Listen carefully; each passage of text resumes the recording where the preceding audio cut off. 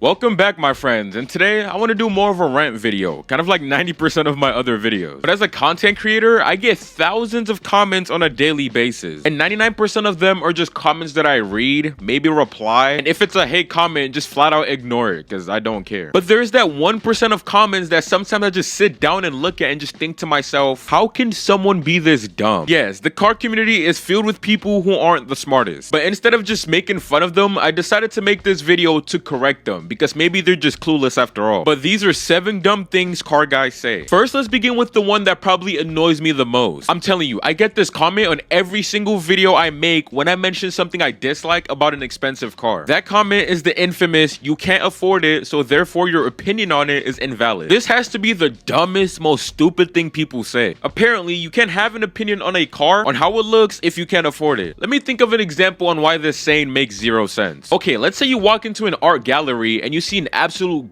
garbage painting, you know, just the typical modern abstract art. You ask the salesman how much this piece costs and he hits you with the price, saying it's just shy of $10 million.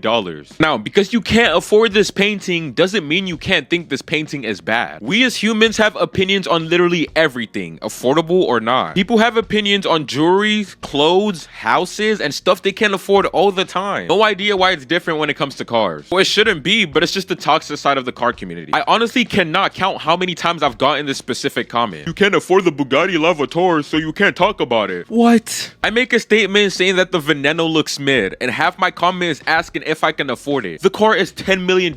Can you afford it, buddy? Okay, this one is low-key on the silly side, but I think it's just jokes. Hopefully it's just jokes. But realistically, I know it's not. People in the community are just flat out ignorant. Imagine a world where we could only have opinions on the things that we could afford. Yeah, a lot of people won't have any opinions at all. So disagree or agree with what people think. I don't care. Just don't go around telling people they can't have an opinion on something because they can't afford it. That's silly. Next one is kind of similar, but there is certain key points that makes this next saying extremely dumb. That saying is, why did you buy this car when you could have spent a little more and bought insert car? This one is actually dumb. Like, what? Maybe I like this car and not the other one? That's why I bought it. And typically when people say you could have spent a little more, they don't mean a little more. They mean $10,000, $20,000, and $30,000 difference in price. People are so out of touch with reality because if everyone thought like them, who are gonna be the people buying these cars that are so-called waste of money? I mean, there's gotta be people who are going to buy these cars, right? Exactly. If I buy an M340i, it's because 1, I like the car, it's what I need. B58 reliability and potential, 4-door family sedan, sporty, luxurious. You know, it's the car I want. And 2, maybe it's just what I can afford. And that's completely fine. Why does little Timmy think it will be okay to be in my comments telling me that I wasted money on this car? That I should have saved 30 grand more and gotten a real M? And the crazy part, it's the people with worse cars than the cars that are shitting on that have the biggest mouths about this. It'll be the person in the Chevy Cruze making fun of the person in an IS350 for not getting an RCF. This fruit just shows a lot of insecurity. Be happy with what you have and stop caring about what other people have. Let them be happy with what they have as well. If you're gonna be the one to provide the extra 30 grand for me to upgrade my car, by all means, make fun of my car. I don't care. If not, just be quiet and let me live in peace. Moving on, we have the people who say, where's your insert car? This takes a little more explanation, so let me tell you exactly what I mean by this. Let's say somebody on TikTok posts, like, let's say a scat pack or something. Someone in the comments has an opinion, a negative opinion on this person's car. That's fine. Again, everyone is entitled to their own opinion. But let's say this person says, I don't know, the person says the scat pack is personally not my style, and for that price point, I would have gone with the 5.0. You know what the owner of the scat pack is gonna say? Well, where is your scat pack? What color is your scat pack? Dog, let's use that teeny tiny brain to think next time. If I say I don't like a car, why would I proceed to own that car? This is kind of like the first one. They're indirectly saying you don't have this, so you can't have an opinion on it. Again, what a silly way to look at things. Most of this started with the Andrew Tate meme with his Bugatti and him saying, well, what color is your Bugatti? By all means, he could say that. That man has a Chiron Pure Sport. He has every right to say that because I'm sure everybody watching this would like a Chiron. But it's the people with Subis that ask these questions. Like, why would I want a Subaru? Wouldn't even take one if you paid me, bud. Lower your ego and go check on your gaskets. This next one isn't really as bad as the previous ones, but it's still kind of a useless question to ask somebody, and that is, yo man, what's the top speed on that bad boy? This question is probably more useless than taking a floater to a desert. It's like when people are comparing 2 street economy sedans and bring up top speed. Bro, my Accord can do 140 and your Camry can only do 130. None of you guys will ever smell that speed in your cars, I promise you. All that matters is how quick your car gets up to speed. Asking someone their top speed is like asking someone... I can't think of a reference, but you get what I'm trying to say. Yeah, top speeds matter in hypercars that were built to achieve these speeds. But you asking someone who drives a BRZ their top speed will never prove anything. I mean, it's a BRZ. It's gonna struggle to hit 60 miles per hour. Talk more about 140.